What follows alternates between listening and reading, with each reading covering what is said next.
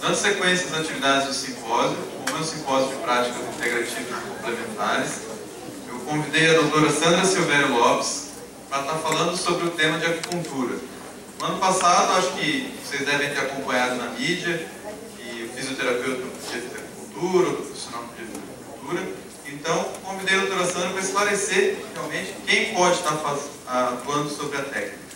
A doutora Sandra Silvério Lopes é fisioterapeuta e farmacêutica bioquímica, doutoranda pela UTAD com temática acupuntura como moduladora da imunidade e ganho da performance física, especialista em acupuntura há 21 anos, mestre em tecnologia em saúde com tese em eletroacupuntura pela PUC Paraná, presidente e mantenedora do Grupo Educacional IBRAT, presidente da Sobrafisa, Sociedade Brasileira de Fisioterapeutas Acupunturistas Regional do Paraná, coordenadora e docente da pós-graduação em acupuntura da Faculdade de Tecnologia e Prática há 15 anos, colaboradora de livros publicados na área de acupuntura pela editora Intec e membro da Comissão de Acupuntura do Prefeito 8 Paraná.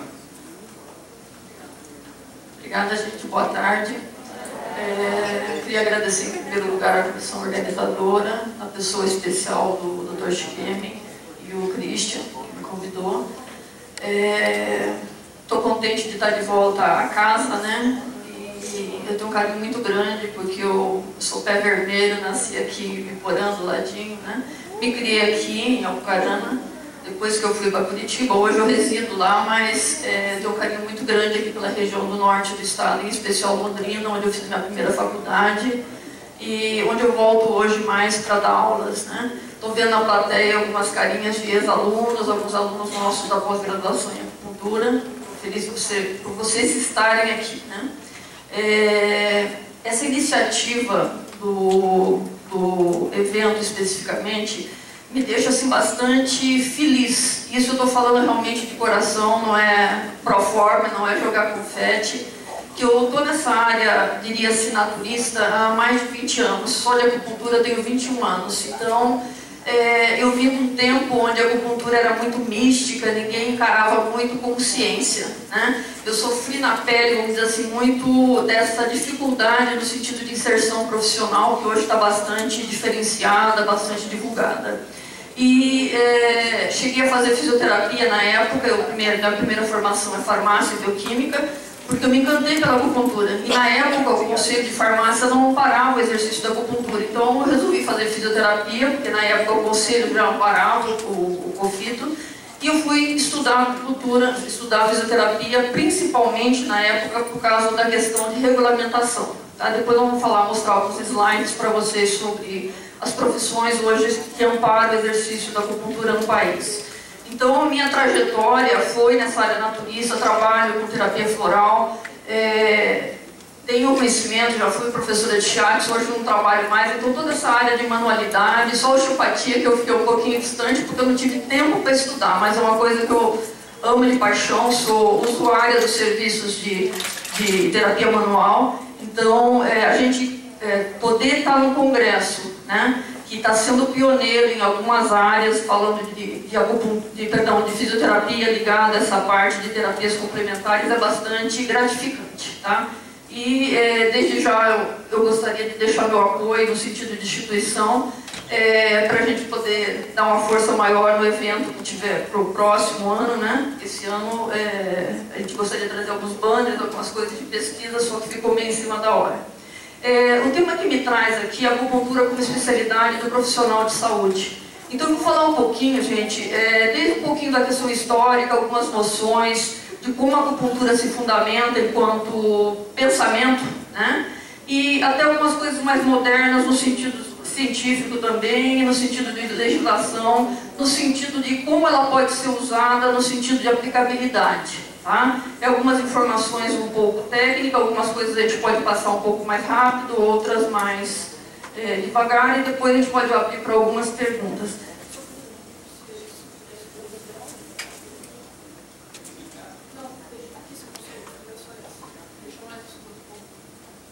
Tem algumas imagens. Acho que mais... não sei, acho que esse tá bom já. Tá bom. Eu sempre gosto de começar algumas palestras com esse slide. Tá? ele fala do quê? De ciclos econômicos. Mas o que isso tem a ver com a palestra de acupuntura ou especificamente do nosso tema dentro desse congresso? Essa pesquisa foi encontrada, eu encontrei numa revista, já tem alguns anos, tá? E ela mostra um pesquisador alemão chamado Kondratiev, e ele fala o seguinte, que o mundo se move no sentido da economia, tá?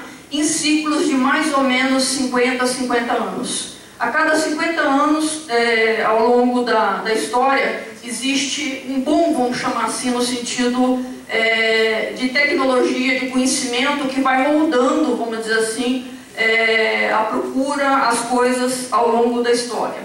Então, lá no comecinho, ó, a máquina de vapor, a criação da máquina, né, tá? E a questão do algodão deu um incentivo no comércio de roupas. Depois vem transporte, consumo em massa, mobilidade individual, conhecimento. Nós estamos terminando aqui, ó, essa era aqui, ó, da tecnologia da informação, tá?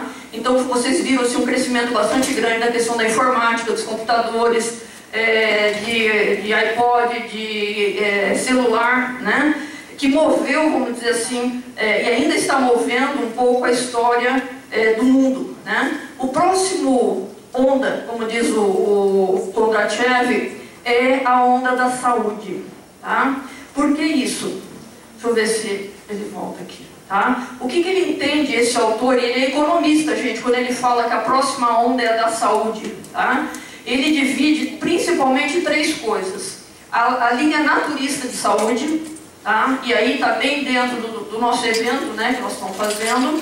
Aí você percebe o ressurgimento de coisas como acupuntura, terapia floral, homeopatia, massagem, osteopatia, tudo que envolve mais a questão do aspecto naturista ligado aos processos de cura. A saúde no sentido de ecologia, é como se fosse a cura do planeta, né? Nesse sentido. Você começa a observar, tanto a nível de formação de cursos, de graduação, de pós-graduação, de congressos, de preocupação, de legislação, tentando amparar a saúde no sentido do planeta, tá? A ecologia no sentido do planeta. E a saúde no sentido da autoestima. Essa autoestima nos traz, assim, ó, algumas lembranças. A indústria de cosmético, nunca se consumiu tanto cosmético como hoje no mundo. A indústria da cirurgia plástica, desse ramo, né, da fisioterapia dermatofuncional, da medicina estética. A autoestima no sentido também das pessoas começarem a se cuidar mais, né? Alguns países desenvolvidos, como o Japão, o povo já tem aquela necessidade básica atendida. Sabe onde eles estão gastando o dinheiro do trabalho deles? Com lazer, com viagens. Quando se viaja no mundo, o povo que está mais viajando é o japonês, tá? Isso é autoestima também, tá? É tentar investir um pouco no sentido do bem-estar, tá? Os spas e por aí vai. Então, quando a gente fala de saúde, né? E principalmente abordando essa questão naturista, eu diria assim que é a bola da vez, né? Então, nós como profissionais de saúde, certo? Independente dos que estão aqui como fisioterapeuta, acadêmico, futuros físios, farmacêuticos, psicólogos e outros profissionais de saúde que estão entre vocês, nós estamos na área de saúde, tá? Então ela é a bola da vez. Talvez porque a tecnologia fez o homem ficar muito desequilibrado no sentido de agitação, de ansiedade, as doenças de esforço repetitivo, né? Por um lado teve um avanço no sentido de informação, né? Mas por outro a gente está meio quebrado, né? Então o profissional da saúde é o próximo no sentido do boom econômico que pode arrastar, vamos dizer assim, a economia do mundo. E isso acho que me deixa assim, bastante feliz, porque a gente consegue se enxergar, né? Nós não estamos falando de um vazio. Quem fez essa pesquisa não foi médico, não foi fisioterapeuta, não foi ninguém da área de saúde, foi um economista, tá? Esse é o olhar para o mundo, vamos dizer assim, no sentido de ciclo econômico. Vamos falar um pouquinho agora do nosso assunto básico, que seria a acupuntura, um pouco das suas origens, tá? A acupuntura, ela é uma prática que vem do ano 400 a.C., isso no sentido de história registrada, porque existem relatos muito anteriores, inclusive, a essa data, né? especificamente com origem na China. E a palavra acupuntura vem do latim acus, punctura, né? O ato de inserir ou colocar agulhas, né? No Brasil, ela entrou com a imigração japonesa em 1908, né? Então, no começo, era passado meio de pai para filho, né? De mestre para discípulo, até que começou a se instituir no sentido de ensino, né? Mas levou bastante tempo. Em 1985, o Conselho Federal de Fisioterapia e Terapia Ocupacional, COFITO, decreta a acupuntura como especialidade do fisioterapeuta. Depois, mais alguns anos, também do terapeuta ocupacional, tá? Então, 1985 para 2013 tem 27 anos, é isso? 27, isso, 28 anos, tá? Então, nós temos amparo legal no sentido da fisioterapia como especialidade do fisioterapeuta há 28 anos. A criação da Sobrafis, ela já vem há 18 anos. É a Sociedade Brasileira de Fisioterapeutas Acupunturistas, tá? Hoje eu estou representando a Regional do Paraná. Até o maio do ano passado eu fiquei na presidência da Nacional. Hoje a Sobrafis, só a nível de informação, é a sociedade responsável perante o Conselho de Fisioterapia para registrar as especialidades do físio e do terapeuta ocupacional em relação à acupuntura, tá? E ela também vai ser a promotora das próximas provas, junto com o Conselho, né? Em relação à prova de títulos que vai nortear as especialidades.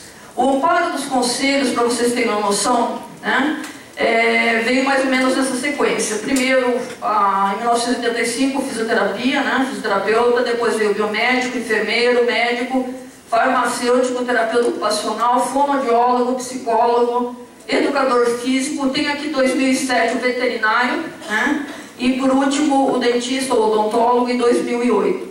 Esses são os que têm amparo, vamos dizer assim, por decretos, por portarias em relação ao exercício da acupuntura no país. Existem alguns outros profissionais que não estão nessa lista, como nutricionista, né? Outros profissionais no sentido de graduados, né? Que hoje pode cursar, mas não existe um amparo legal por parte dos conselhos. É mais ou menos assim, eles não permitem, mas também não atrapalham. Não existe um alicerce mais de sustentação do exercício profissional como dessas profissões que estão aqui, tá?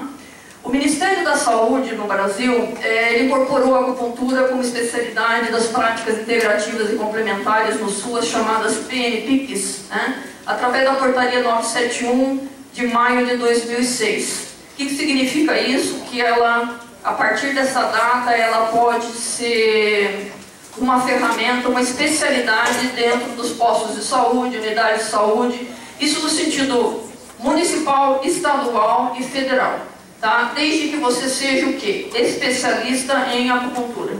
Você tem que fazer a pós-graduação, tirar o teu título de especialista, antigamente era junto ao conselho, agora é das sociedades, das associações de classe, né? E depois disso, você está em condição de prestar um concurso público caso venha a ser oferecido pelas prefeituras, tá? Em pé de igualdade com qualquer outro profissional daquela lista que eu passei ali para vocês. Isso é muito importante porque tem gente que acha, abriu um concurso, teve concurso aqui, gente, bem pertinho de vocês, para Ibiporã, tá? O ano retrasado, se eu não me engano, talvez, não sei nem se os profissionais que passaram estão aqui, tá? Foram duas pessoas, 2 vagas, para trabalhar no SUS, acupuntura no SUS. Eu sei que uma das pessoas que entrou foram um fisioterapeuta, que foi ex-aluno nosso, o outro eu não sei, eu vi por edital, tá? Então é um edital público que foi aberto um concurso e todas as profissões que a gente tinha listado ali, desde que esteja regularizado perante os conselhos, pode participar desse concurso. Algumas aplicações clínicas da acupuntura, tá? Eu fui separando mais ou menos por área, tá?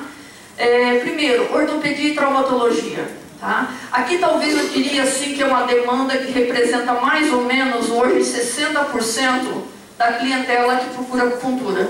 São dores musculoesqueléticas do tipo tendinites, bursites, né?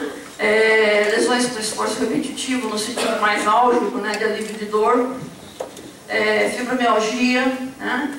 e dores em região de coluna, né? Essa parte osteomioarticulares. E algumas coisas no sentido de auxílio no pós-cirúrgico. Já tem comprovações científicas mostrando que a acupuntura no pós-cirúrgico ortopédico, ela consegue acelerar a capacidade de cicatrização, diminuir tempo de recuperação no sentido de fraturas, de hemorragia, de linfedemas que o pós-cirúrgico nos traz. Na área de reumatologia, alguns exemplos maiores aqui, ó, são as doenças autoimunes, principalmente lúpus e fibromialgia. O lúpus, a acupuntura tem uma demanda muito grande em função principalmente da dor. A gente ajuda no sentido de equilíbrio energético, de coisas ligadas ao nosso emocional, tá? A gente sabe que a fibromialgia, além do componente doloroso, ele tem muito essa questão de depressão, de ansiedade. Não é à toa que os médicos dão para os fibromialgicos, é muito comum isso, antidepressivo. Tá? Então a acupuntura ajuda na parte emocional e ajuda na dor que já está instalada. No lúpus, principalmente no equilíbrio energético, mas principalmente nas dores, né? Quando mexe mais com a parte articular. Na área de ginecologia e obstetrícia tem algumas coisas interessantes, mas no Brasil não tem muita demanda de pessoas que nos buscam em função disso. Tensão pré-menstrual, as TPMs, as hemorragias, né, do útero, atrasos importantes de menstruação por desequilíbrio hormonal, menopausa, mais questão de fogacho, analgesia profunda em partos e cesarianas. Essa parte no Brasil ela não é muito tradicional. Na China ainda tem alguns locais que se faz analgesia com acupuntura, principalmente para parto, mas no Brasil a gente não tem muito essa cultura, né? E aqui na parte de baixo do slide a parte de pneumologia. Aqui especificamente mais processos de rinite, bronquite, quadros de asma, tá? A acupuntura pode melhorar bastante a resposta no sentido de diminuir a dispneia, diminuir as crises, tá? Nem sempre a gente consegue redução total do quadro, mas melhora o que a gente poderia dizer como qualidade de vida. Continuando, na área de pediatria, o que se busca mais ou o que se tem mais interesse, né, no sentido de resposta? Principalmente, constipação. Eu posso trabalhar constipação em bebês, gente. Tá? A acupuntura não tem idade para você poder tratar. Eu já tratei em bebê de 2 meses. Faz avaliação do pediatra, né, exclui uma situação mais grave, mas ela pode estar presente. Criança que chora a noite inteira, tá? E outros que têm uma constipação mais durante a infância. Opa, vou lá, só um pouquinho. Hiperatividade. Tá? Existem alguns pontos específicos nos meridianos da bexiga, que estão nas costas, que trabalham bastante a questão do lado emocional. Rinites, bronquites e ganhos de imunidade. A acupuntura hoje tem bastante pesquisa, inclusive minha tese de doutorado está em cima de ganho de imunidade com a acupuntura. Tá? A gente já tem um segmento bastante consolidado. Na parte de cardiologia, eu separei aqui a nível de exemplos, tá? Quadros hipertensivos e situações onde o nosso estresse ou o nosso emocional, a parte psicossomática mexe principalmente com a parte cardiovascular. Nós sabemos que existem alguns tipos de hipertensão que tem uma origem muito mais em cima dessas alterações emocionais e a partir daí eu acho que a acupuntura tem uma ferramenta bastante interessante. Em casos mais graves ela não pode ser, não que não seja possível fazer, mas ela não teria grande indicação, tá? Nas cardiopatias mais severas.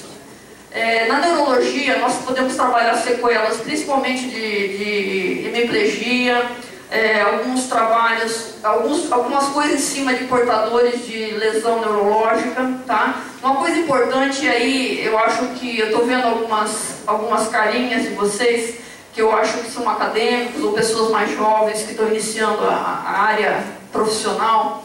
É importante que mesmo que você nunca vá trabalhar com acupuntura, tá? Mas que você seja esclarecido, tá? A acupuntura é uma ferramenta complementar da fisioterapia, muito boa para pacientes neurológicos, gente. Só que assim, tem que mandar rápido, tá? Não adianta passar 2, 3 anos e depois querer que a pessoa vá fazer acupuntura para ter ganho motor ou de marcha, tá? Então, o quanto antes você puder encaminhar uma pessoa que teve uma sequela neurológica para fazer acupuntura, melhor, tá? Eu tenho tido algumas vivências, a gente leva grupos para a China todo ano, praticamente nos últimos 7 anos, são grupos de aperfeiçoamento, pessoas que já terminaram a pós e vão em viagem de estudo, até Pequim. A gente tem um convênio com a Universidade de Medicina Tradicional Chinesa de Pequim, e a gente percebe o seguinte: a China, especificamente, pelo menos eu posso falar das cidades que eu conheci, tem um nível de sequela neurológica muito pequena. Só que assim, a pessoa tem um quadro, por exemplo, de um AVC, né? Ela vai direto para o hospital, faz alguns procedimentos muito parecidos com o que a gente faria aqui hoje, no sentido ocidental, porém ela já entra com a acupuntura no leito. A gente cansou de acompanhar alguns profissionais acupunturistas indo no leito para fazer acupuntura naqueles pessoas com sequelas de AVC ou de um traumatismo craniano, alguma coisa assim. Então, eu gostaria de divulgar, né, que vocês nos ajudassem a divulgar, mesmo se um dia jamais vão trabalhar com acupuntura, mas saibam como profissionais de saúde que ela é útil, mas tem que ser intervido quanto antes, tá? Não adianta passar 2, 3, 4 anos, depois você pode até melhorar uma ansiedade, uma dor contralateral da lesão, mas não fica assim com expectativa que vai ter ganhos motores, tá? Tem inclusive tese de doutorado na USP, demonstrando a efetividade da acupuntura dentro de sequelas neurológicas, tá? Então nos ajude a divulgar que isso é uma ferramenta importante. Não se tem tradição e conhecimento disso. A parte emocional, se trabalha bastante depressão, distúrbios neurovegetativos e algumas coisas que eu não gosto dessa palavra estresse, mas que se usa como, né, rotulado ali como estresse, mas principalmente ansiedade, né? Principais aplicações clínicas, já saiu da sequência lá. Na área desportiva, tá? Nós podemos trabalhar as lesões, isso é bastante clássico, se mistura um pouco aqui com algumas coisas ligadas à ortopedia, talvez, e algumas coisas ligadas a ganho de performance. É uma área nova, gente. O meu doutorado está centrado em duas partes, tá? A aplicabilidade da acupuntura em ganho de imunidade e performance, tá? Eu comecei com trabalhos em cima de imunidade, depois fui puxando algumas coisas ligadas à performance.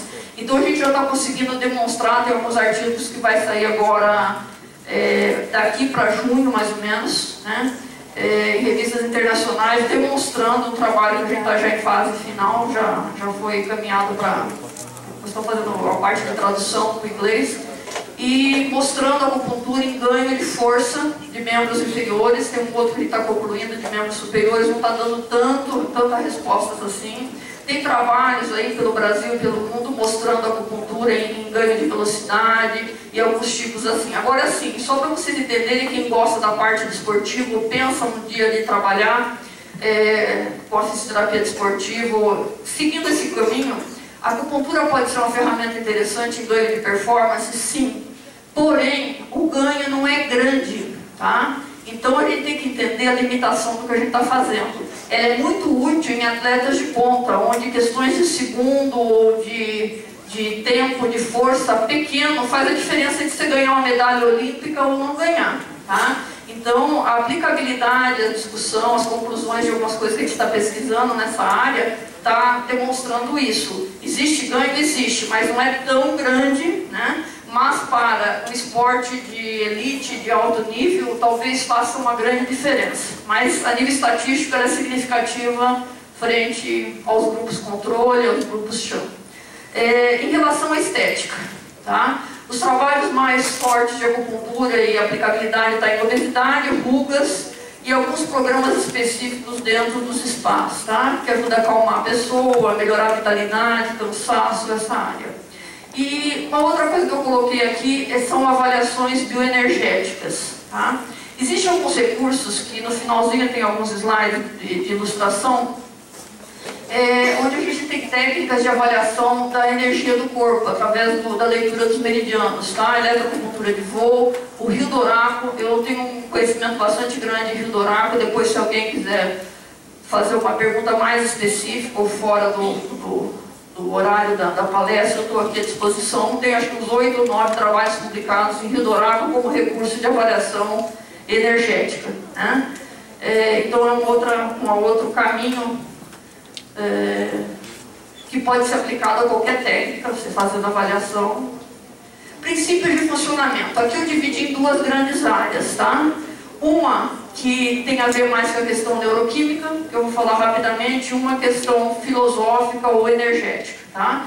Então, no sentido do princípio neuroquímico, porque assim, ó, a acupuntura eu posso explicar o princípio de funcionamento dentro de uma linguagem neuroquímica, tá? De mediadores químicos. Eu posso explicar a acupuntura dentro do lado energético ou filosófico. Normalmente, na pós-graduação, a gente tem que mostrar os dois lados, né? Um é mais moderno, é mais científico, o outro é mais tradicional, tá? Então, no princípio bioquímico, eu tenho liberações de substâncias que a gente chama de neurotransmissores, né? Deixa eu só ver como é que está aqui. Exemplo, ó, endorfinas. As endorfinas são analgésicos naturais que o nosso sistema nervoso central produz, né? Libera isso a nível de corrente sanguínea, algumas coisas a nível de medula. E isso já tem uma pesquisa bastante extensa. Nosso trabalho de mestrado foi em cima de dor, né? com acupuntura. Então existe uma literatura bastante extensa demonstrando quais endorfinas, quais os neurotransmissores que se liberam, seja quando se coloca uma agulha, seja quando se coloca a eletroacupuntura, que é um princípio um pouquinho diferente. Liberação de neurohormônios, relaxantes musculares, né? Então são exemplos de substâncias que são liberadas em alguns pontos de acupuntura. Alguns exemplos atuais de pesquisa envolvendo ganhos de imunidade com a acupuntura. Aqui só a título de ilustração, gente, que é um recorte, na verdade, de uma aula maior. Por exemplo, o segundo aqui, ó, terceiro, Akimoto 2003, ele usou a técnica de acupuntura e provou que aumenta a imunoglobulina A na saliva de atletas de futebol. O atleta, aliás, todo o indivíduo, mas aqui especificamente as pesquisas foram feitas em atletas, quando eles estão sob muito estresse e muito desgaste físico, diminui a imunidade deles, em especial as imunidades da região orofacial, tá? E a IgA é uma proteína de defesa que está na região, tá? da região orofacial, da boca principalmente, tá? E isso baixando, tá? Faz com que você pegue com muita facilidade viroses, tá? Infecções do trato respiratório. Então, a acupuntura já mostrou que ela pode aumentar essa imunoglobulina de defesa, tá? Aqui o último aqui, ó, o show em 2006. A acupuntura é capaz de modular a imunidade com aumento de linfócitos secretores e corticoides, aumento de citocinas, tá? IL-4 e IL-10, o fator de crescimento tumoral.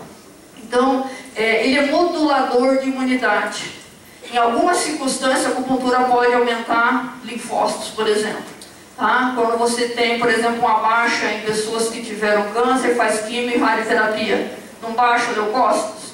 Então a acupuntura pode aumentar esses leucócitos. Em contrapartida, nos processos inflamatórios, eu quero brecar. Então ele abaixa os leucócitos. Então ele chama de imunomodulador. Tá?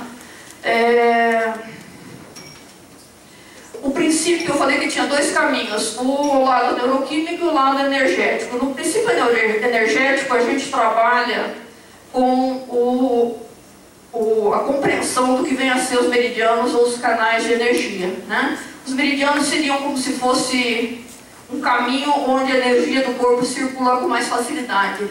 Se essa sala aqui fosse parte do nosso corpo, eu diria assim, que o meridiano é aqui, ó, onde eu posso caminhar nesse corredor com mais facilidade, é como se fosse um caminho, tá?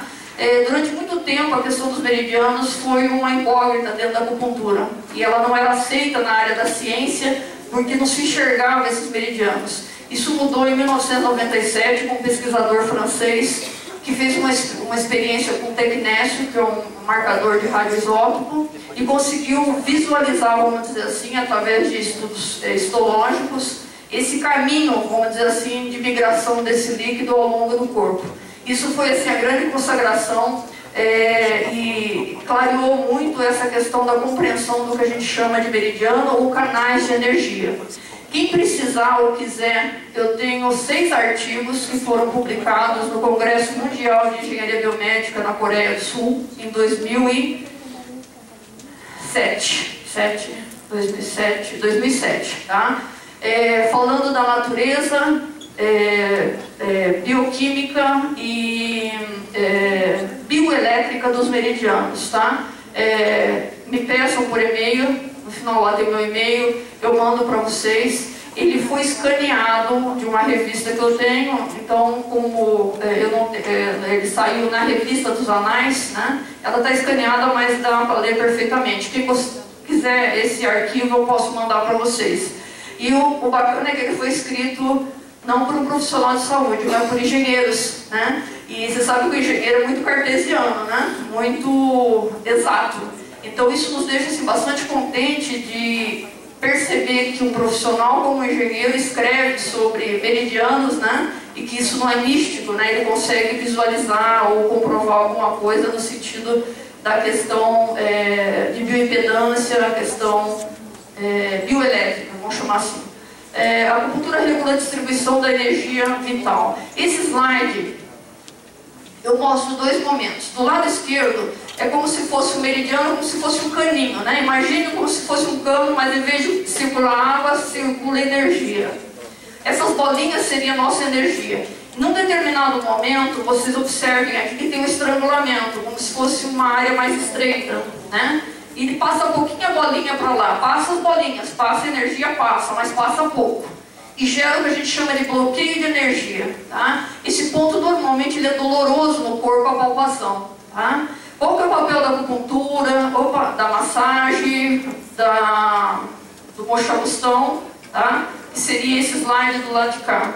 É como se eu estivesse aqui, ó, massageando ou colocando uma agulha, né? Isso serve para digitopressão, serve para acupuntura sistêmica, mochagustão, uso de magnetos, entre outras técnicas, tá? É como se eu estivesse abrindo esse caminho que está estrangulado e a energia volta a circular de uma maneira adequada. Então, um dos princípios, assim, de uma maneira bem ilustrativa da acupuntura, é detectar onde estão esses bloqueios de energia, né? E regular essa energia do corpo. Aqui eu tenho um slide onde mostra alguns tipos de técnicas e recursos da acupuntura. A acupuntura clássica chinesa ou acupuntura sistêmica, depois vou falar um pouquinho de cada uma delas rapidinho. A acupuntura auricular, a acupuntura craniana chinesa, essa específica para paciente neurológico, gente. A acupuntura craniana foi desenvolvida por um neurocirurgião na China, na década de 70, baseado nas ondas de Brodmann e algumas coisas dessa natureza anatômica dentro da neurologia, e ela é específica. Se o profissional não dominar a crânio-acupuntura chinesa, ele não consegue ajudar aqueles pacientes neurológicos que eu comentei, tá? Crânio-acupuntura japonesa é a chamada crânio de Yamamoto, foi desenvolvida por um japonês, né, chamado Yamamoto, por isso o nome. Ela foca principalmente, mas não exclusivamente, dor, tá? A acupuntura coreana na mão, ou quiroacupuntura, também é uma técnica coreana, né? A acupuntura constitucional coreana é uma outra técnica que se utiliza de agulhas longas, fininhas ao longo do corpo, porém o raciocínio é através da avaliação do biotipo. Ele classifica o ser humano em 4 biotipos, tipo 1, 2, 3 e 4. E a partir dessa classificação, você tem uma composição de pontos que é fixa, tá? Ela, vamos dizer assim, respeita somente a classificação. Independente da tua queixa, ele parte do pressuposto que todos os desequilíbrios energéticos que originaram as doenças vêm em função do teu biotipo, tá? Então isso é a acupuntura constitucional coreana. É uma técnica muito útil, mas também depende do profissional saber avaliar, porque às vezes o paciente não abre muito o jogo com a gente, né, na primeira sessão, segunda sessão. Às vezes o profissional não tem maturidade o suficiente para fazer uma anamnese boa, né, e trabalha muito alguns traços de personalidade. Essa última técnica que é a constitucional coreana. Alguns recursos complementares da acupuntura. Mochagustão, tem alguns slides a nível de ilustração, tá? Uso de ventosas, sangrias e eletroacupuntura. Aqui eu vou abrir alguns dessas técnicas, mais a título de ilustração até o final, tá? A sistêmica, para você se chamar especialista em acupuntura, Você tem que saber bem a acupuntura clássica chinesa, ou chamada acupuntura sistêmica. O curso de acupuntura ele é longo, tá? Principalmente pela necessidade do conhecimento da acupuntura sistêmica. Tá? A aurícula é mais rápido. Em 40, 50 horas você aprende bem. A sistêmica não. O raciocínio ele precisa um pouco mais. Por isso que a base dos cursos de pós-graduação no Brasil inteiro, no mundo inteiro, é a acupuntura sistêmica. Então são agulhinhas finas ao longo do corpo, né? Corrigem esses desequilíbrios chamados energéticos, né? Desbloqueando o meridiano ou ativando, e fica mais ou menos em torno de 20 minutos por decúbito, né? Decúbito dorsal, 20 minutos, 15 a 20 decúbito ventral, e mais os 20 que você gasta na entrevista, você precisa pelo menos 1 hora para fazer uma sessão bacana, tá? Ela se referencia, ou ela se utiliza de diagnóstico da língua e do pulso, tá? O que vocês percebem nessa língua aqui? Não sei se dá para... Tá meio claro? Hã? Tá inchada, o que mais? Vamos usar uma linguagem simples. O que tem aqui? Isso, ela está meio amarelada, né? Essa burra amarela, essa rachadura que representa o estômago dentro do diagnóstico da acupuntura. Essa cobertura amarela que parece uma sujeira, tá? A gente chama de essa burra amarela, ela representa calor interno. Calor interno dentro da acupuntura é sinônimo ocidentalmente das ites, né? Pode ser qualquer processo alérgico, inflamatório ou infeccioso. Se eu digo que é uma ite, né? Não sei qual é ainda, mas está na região, ó, essa rachadura mais forte corresponde à região do estômago. Então pode ser o quê? Uma gastrite. Então o dono dessa língua aqui, ó, pode ser, se não é, está a caminho de ter uma gastrite. Tá? Isso é uma foto que eu tirei no ambulatório, o paciente que veio com queixa de dor de cabeça, cansaço. Então a gente visualiza algumas coisas assim também. Tá? O diagnóstico de pulso ele necessita um pouco de treino. Hoje existe o recurso do Rio Dourado também como uma forma complementar de fazer a avaliação dos meridianos. Tá? Uma coisa importante, gente, ó, pulso. Pulsologia chinesa avalia os canais de energia, os meridianos, tá? A língua já tem uma referência muito mais da questão orgânica, tá? E se usa as duas. Trabalha em pontos ao longo dos meridianos, né? Então existem os mapas, e ao longo desse meridiano existem alguns pontos mais importantes ou mais usuais, tá? Alguns deles são pontos locais. Então, se eu tenho uma dor no joelho, tem alguns pontos que vão ser próximos da região da dor, no caso do joelho. Existem alguns pontos que são sistêmicos, que vão liberar endorfinas, analgésicos naturais, relaxantes, anti-inflamatórios, tá? Pontos anti-inflamatórios, que vai ser aplicado em qualquer tendinite, bursite, né? Qualquer situação dessa. E existem pontos que se chamam pontos de comando, que são pontos que vão regular essa distribuição da energia do corpo, tonificando, sedando, né? Aqui só a título de ilustração, tem um ponto aqui no meridiano do pericárdio, do intestino grosso, tá? Essa foto eu tirei na China. Essa senhora tinha uma hemiplegia, tá? Perdão, uma paralisia facial, mas já estava bastante bem assim, equilibrada já, né? Não se assuste com a impressão que as agulhinhas estão enterradas assim, né? Na verdade o cabo dela é quase maior que a lâmina ali. Ali a lâmina é bem curtinha, só que os cabos são grandes para poder facilitar o manuseio. Esse é um ponto do pé, do meridiano do fígado. Esse slide também é um tratamento bastante difícil de alterações de pele, né? Ó, aqui na testa dela, né? Essa é uma técnica chinesa chamada cercar o dragão. Você cerca a lesão. Não quer dizer que a mulher é um dragão, né? Mas você cerca o dragão. Você põe... parece. Agulhas... Ainda bem que essa foto aí eu tirei na China, né? Ninguém conhece aqui. A acupuntura auricular, ela trabalha com agulhas semi-permanentes, ó, bem pequenininhas, né? Muitos de vocês já conhecem essa técnica, alguns de vocês talvez até trabalhem.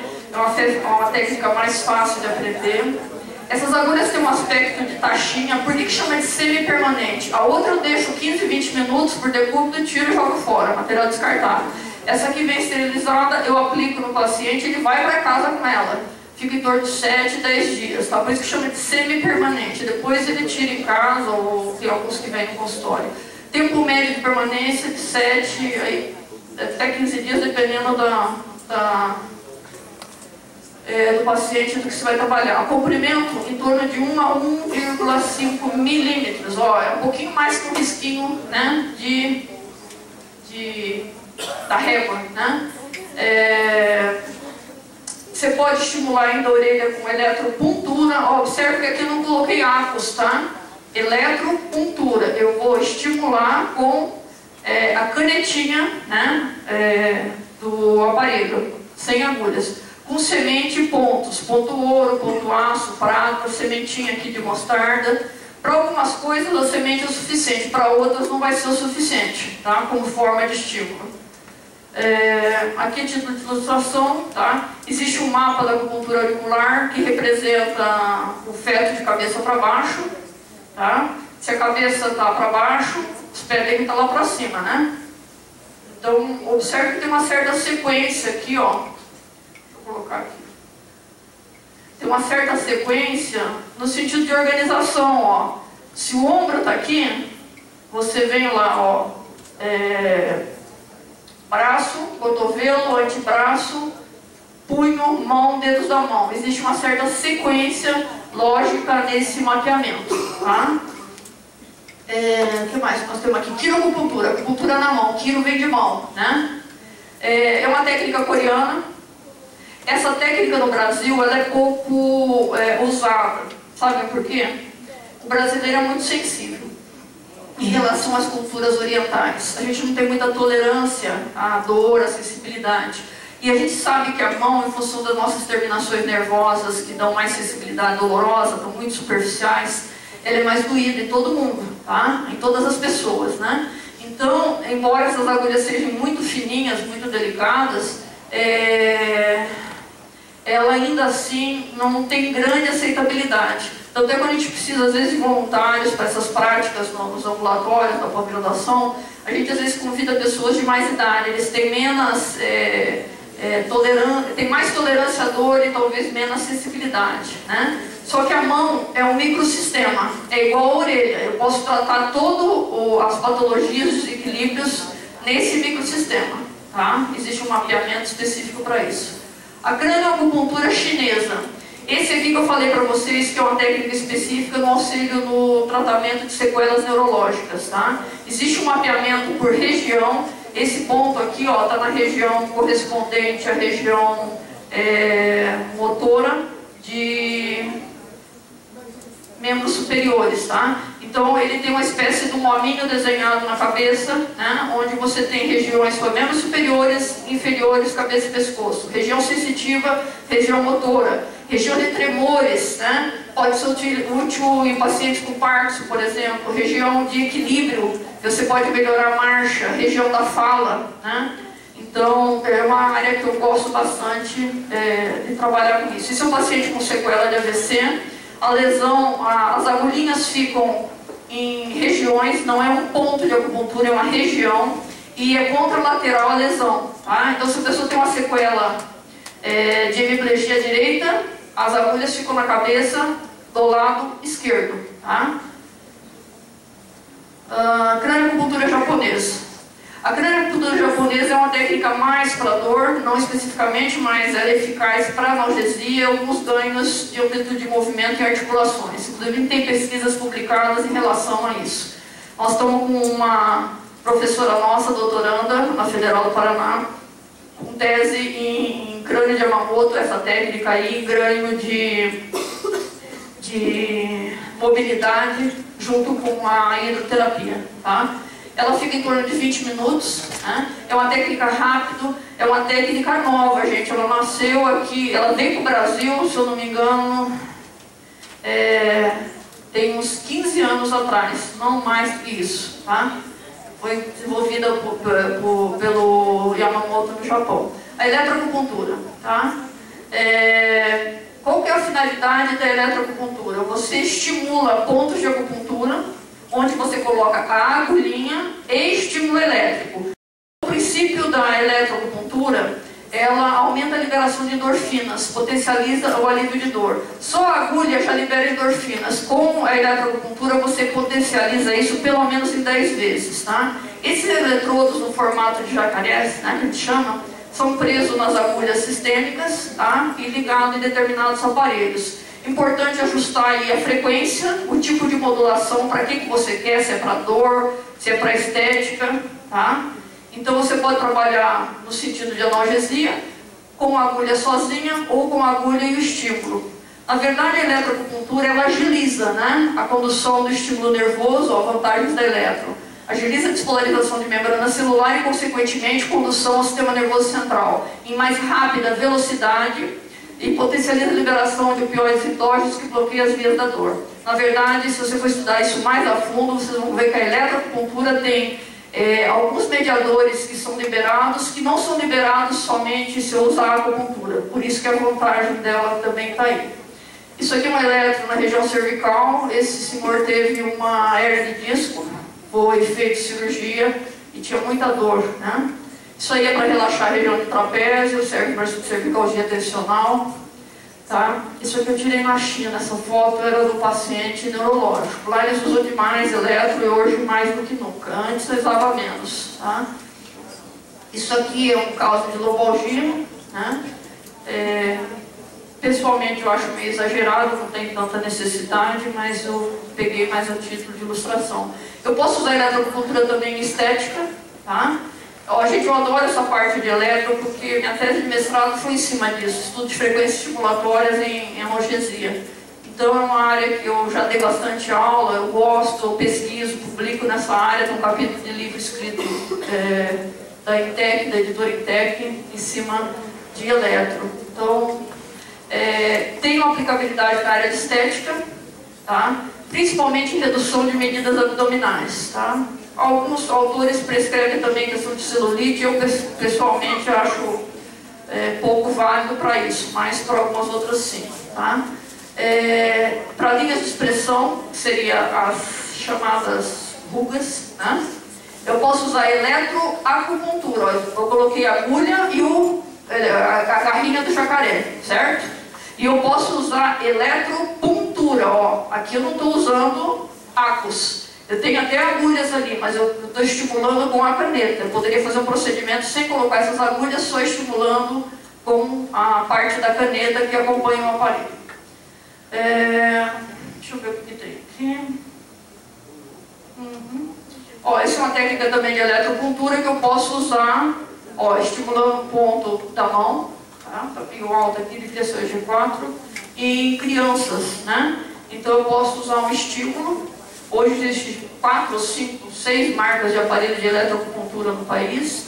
Laser puntura, eu também não estou usando acus, eu substituí o estímulo, né? Do ponto de acupuntura pelo laser. Um estímulo luminoso. Aqui eu só coloquei a título de ilustração os magnetos, eu não botei o esparadrapo ali para vocês poderem observar. Essa é uma área que nós estamos pesquisando bastante em Curitiba. Nós estamos com um núcleo de pesquisa na área de acupuntura e uma das coisas que nós estamos pesquisando bastante é materiais não invasivos, tá? Para melhorar também a tolerância de crianças, pessoas que têm medo de agulha. Então está acontecendo que no Brasil está sendo colocado no comércio desse material terapêutico muitas coisas diferentes. Vocês talvez tenham visto falar em stipper ou pastilhas de óxido de silício, tá? Que são usadas como forma de estímulo, da mesma maneira que os magnetos. Só que assim, quem produz, quem fabrica quer vender, o vendedor quer vender. A escola ela é formadora de opinião. Eu penso que a gente tem uma responsabilidade, às vezes, de estudar algumas coisas, porque o aluno chega e diz assim: professora, esse troço aqui funciona? É legal eu comprar, mas funciona, tá? A gente precisa, às vezes, ter referências. Eu acho que quando a gente tem um sistema de clínica escola, um comitê de ética por trás, podendo fazer pesquisa, é bacana e eu puxei um pouco a responsabilidade. É uma coisa que eu gosto também de pesquisa, para trabalhar com esses materiais não invasivos, para saber realmente até onde isso funciona, em que funciona, né? É o uso de magnetos e pontos de acupuntura. Vamos ver aqui, moxobustão, que é uma das técnicas complementares. Isso se utiliza, gente, de uma planta chamada Artemisia vulgaris. ela é prensada, seca, né? Prensada, e forma esses charutos, ou formatos assim, ó, tá? Parece botões. Útil para alguns tipos de dores, principalmente as dores que se agravam no frio, tá? Paralisia facial, alguns tipos de paralisia facial também é usado. É uma técnica bastante antiga, tá? E acho que esse é um dos últimos slides, é o uso das ventosas, né? A ventosa é uma técnica chinesa bastante tradicional, ela faz uma pressão negativa, observem aqui, ó, uma sucção, tá? Bastante forte, deixa os roxão, os hematomas, sim, tá? Então tem que tomar muito cuidado quando for usar isso, porque imagine a madame lá, tua paciente, que vai para a piscina no final de semana com aquele roxão, né, nas costas, não dá. Então tem situações que são úteis e tem situações que a gente precisa prever o uso disso. E o Redoraco, que é aquela técnica de diagnóstico que eu falei para vocês, você tem um eletrodo que você usa numa das mãos e na outra mão fica esse eletrodo no formato de um cachimbo, onde você coloca algodão e salina fisiológica. Já está terminando. E aí você faz, ele te dá um número, né, no digital do aparelho e você faz o gráfico. O que está acima da linha de normalidade, a gente diz que está em excesso ou em estagnação de energia. O que está abaixo, né, da linha estaria em deficiência de energia, e daí você sabe o meridiano que você leu. São ao todo 12 meridianos bilaterais, então você faz essa leitura. Aqui alguns slides ilustrativos de algumas aulas, de algumas práticas. Só a título de curiosidade para a gente encerrar. Quantos pontos de acupuntura existem? 365. Vocês não vão esquecer mais, é os dias do ano, né? No sentido no corpo sistêmico. Mais uns 120 pontos extras, usa-se poucos, né? 200 na orelha, mais 365 na mão, 22 na técnica de crânio chinesa e 80 na crânio japonesa. Se fosse juntar tudo, daria 1152 pontos, tá? O trabalho do especialista em acupuntura, algumas vantagens aí. O mercado em crescente procura. Hoje em dia, gente, o nosso paciente está nos procurando, a gente está precisando fazer muito mais propaganda como era no passado, tá? Hoje está saindo na televisão, na Ana Maria Braga, no jornal, na internet, né? É uma técnica complementar da fisioterapia tradicional, você pode continuar trabalhando com fisioterapia e agregar isso, né? É uma possibilidade de trabalho autônomo, não depende de convênio, de indicação, de nada. É baixo o custo de instalação, você pode trabalhar numa sala 3x3, onde tem uma pia, alguma coisa para lavar a mão, uma maca e 2 mãos, tá? Nem o aparelho é um trabalho complementar. As agulhas são baratas, uma sessão de acupuntura em material, em agulha, você vai gastar, juntando a aurícula sistêmica, menos de R$3, tá? Você pode trabalhar com atendimento domiciliar e uma boa rentabilidade, né? Hoje eu não sei aqui em Londrina, em Curitiba, a média de uma sessão de acupuntura está em torno de 45 a 55, mas média, tá? Puxando para baixo. Alguns cobram 80, 70, outros cobram menos, mas na média assim, tá? Esse acho que foi o último slide. A pós-graduação ela é feita em 2 anos, isso é uma necessidade, uma exigência dos conselhos de classe, tá? As turmas iniciadas, ou quem começou a pós-graduação a partir de julho de 2010, já entra no sistema novo de prova de especialidade. Aqui tem o e-mail da Sobrafisa, Sociedade Brasileira de Fisioterapeutas Acupunturistas, né? E aqui tem tem meu e-mail e a página. E algumas coisas aqui, de coisas que eu gosto mais de pesquisar e coisas assim. Queria agradecer a paciência um pouquinho de vocês. Eu sou entusiasta quando falo em acupuntura, a gente acaba às vezes se estendendo um pouquinho mais. Contem comigo se vocês precisarem de alguma orientação. Às vezes a gente ajuda pessoal que precisa de material para sustentar coisas de mestrado, trabalho de conclusão de curso. Só comentem nos e-mails se você é nosso aluno, se foi aluno, se conheceu a gente aqui no evento. Eu tenho maior boa vontade de poder divulgar. A gente tem mais de 2.000 artigos catalogados de acupuntura por áreas, né? Áreas de saúde, vamos dizer assim, ou aplicação. Então, o que eu puder divulgar, tá? Convido vocês para conhecer uma revista que a gente tem já há 2 anos, que é a Revista Brasileira de Terapia de Saúde.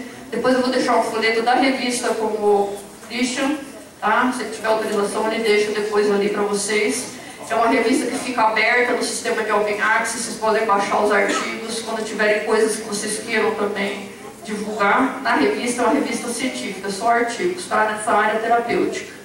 Então, eu agradeço a vocês. Quem tiver alguma pergunta, eu não sei como está o nosso tempo, se faz em aberto ou se eu fico aqui para atender vocês. Obrigada, tá?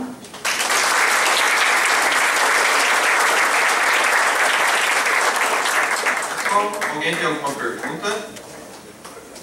Não.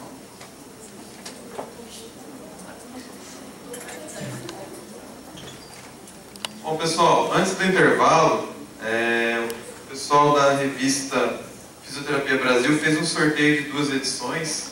Tá? Então, eu vou falar o nome dos ganhadores, vou pedir a gentileza de passarem na sala ao lado para retirarem as revistas. Tá? Léo Sebastião Davi Filho, está presente? Parabéns, Léo. E Priscila Mayuri Kiguchi. Tá aí? Parabéns. Intervalo de até 15 para 5, pessoal. Bom café para vocês.